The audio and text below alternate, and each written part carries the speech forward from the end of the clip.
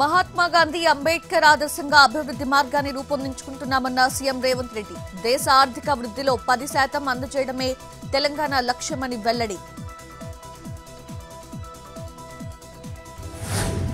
హైదరాబాద్ ని aerospace defence తయారీ hub గా తీర్చిదిద్దుతామన్న మంత్రి ఉత్తమ్. దిగ్గజ కంపెనీలను ఆహ్వానించడానికి రోడ్ మ్యాప్ సిద్ధం చేశామని వెల్లడి. అన్ని రంగాల నిపుణులతో మాట్లాడి విజన్ డాక్యుమెంట్ రూపొందించామన్న ఉత్తమ్.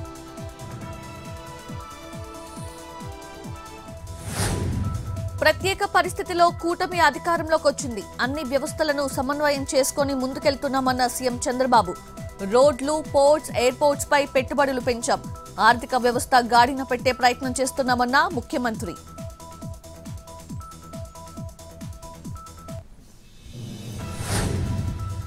పద్దెనిమిది నెలల కూటమి పాలనలో విద్యాలయాల్లో పెండింగ్ నిర్మాణ పనులు పూర్తి చేయలేదన్న బొత్స.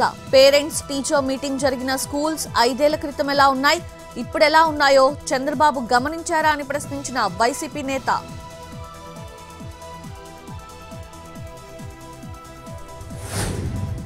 ఐబొమ్మ రవి కస్టడీపై రివిజన్ పిటిషన్ వేసిన సైబర్ క్రైమ్ పోలీసులు. అతన్ని విచారించేందుకు 5 రోజుల సమయం ఇవ్వాలని విజ్ఞప్తి. కుబేరా, కిష్కిందపురి, తండేల్ హిట్ సినిమాల పైరసీపై విచారణ చేయాల్సి ఉందని కోర్టుకు తెలిపిన పోలీసులు. విచారణకు 3 రోజుల కస్టడీకి కోర్టు అనుమతి. తిరుచానూరు పద్మావతి అమ్మవారి ఆలయంలో అనధికారిక పరిచారికలు. కొన్ని సంవత్సరాలుగా పరిచారికలుగా పనిచేస్తున్న 2 వ్యక్తులు ఆలస్యంగా వెలుగు చూడడంతో విజిలెన్స్ విభాగం విచారణ.